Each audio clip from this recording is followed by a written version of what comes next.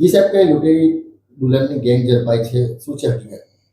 આની અંદર ચોક બજાર પોલીસ સ્ટેશન ખાતે એક ફરિયાદી ભાઈ આવેલ હતા, જેઓની સાથે એક બેન હતા, રેખા દેવી કહી, અને એક એના બનેવી કહીને આવેલા હતા.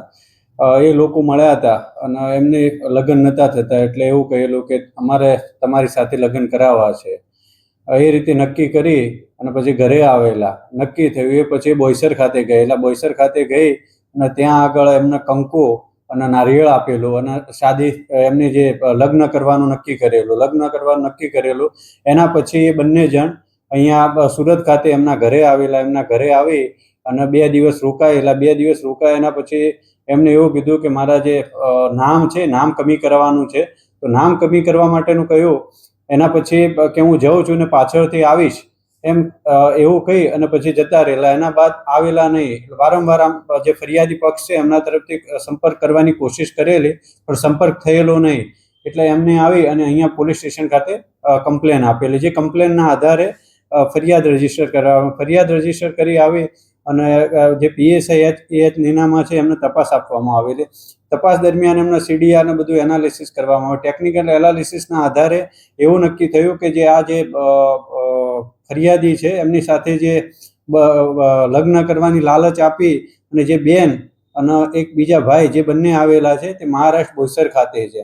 તો એ બેઝ ઉપર એક ટીમ મોકલવામાં આવી મહારાષ્ટ્ર બોઈસર ખાતે. ત્યાં જઈ જે PSI છે ત્યાં જઈને જે જગ્યાએ વધારે પડતી એની જે હિલચાલનું લોકેશન હતું ત્યાં જઈને એમને એવું કહેલું કે અમે ત્યાં એમના વતનથી આવેલા છે, ઉત્તર પ્રદેશથી આવેલા છીએ અને સોનુ ગુપ્તાનું કામ છે એમ. એટલે કે સોનુને ચાની કેટલી વાર બધા ઓળખતા હતા. એટલે આવેલા છે ને અમારો ફોન સ્વિચ ઓફ થઈ ગયો છે, તો અમારે એમને જવું છે એમના ઘરે. તો કે અહીંયા બિસ્ટોલ પીવે છે તો બિસ્ટોલ લેવા માટે આવશે. ત્યારે PSI નીનામાં ત્યાં આગળ ચાની કેટલી ઉપર ત્યાં આગળ ચાનું કામ કરવા, ચા ઉકાળવાનું ચાલુ કરી લીધેલું. એ સમય દરમિયાન એ બિસ્ટોલ લેવા માટે ત્યાં આવેલા. એટલે ચાની કેટલીવાળાએ કહ્યું કે આ ભાઈ સોનુ ગુપ્તા છે. એટલે જેવા છે PSI પકડી લીધેલા અને પૂછ્યું. એના પછી જે બીજા રેખાદેવી ત્યાં હતા એમની તપાસ કરી, તે મળી ગયા. એ બેઝ ઉપર લાવી અટક કરી અને આગળની કાર્યવાહી કરવામાં આવે છે. સાહેબ, ઘરમાંથી કે રૂપિયા બી લઈ ગયા છે આ લોકો અને પોતાના કેટલા લોકોને શિકાર બનાવ્યા છે આ રીતના?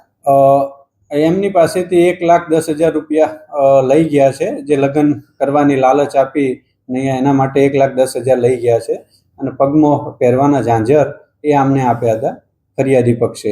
આના સિવાય હજી સુધી કોઈ બીજી ફરિયાદ આવી નથી કે મારા ધ્યાન ઉપર હજી આવી નથી. તપાસ આગળની ચાલુ છે. સર, લોકોને શું અપીલ કરશો આ લૂંટેરી દુલ્હન જે રીતના અંજામ આપી રહી છે? લોકોને કોઈ પણ આવી રીતે જેના લગ્ન થતા નથી એ લોકોએ પહેલાં તપાસ કરવી જોઈએ, એનું બેકગ્રાઉન્ડ જાણવું જોઈએ અને લગ્ન છે રજીસ્ટર કરાવવા જોઈએ. ખાલી ફૂલહાર કરી અને એવું માની નથી લેવાનું કે આ લગ્ન થઈ ગયા છે.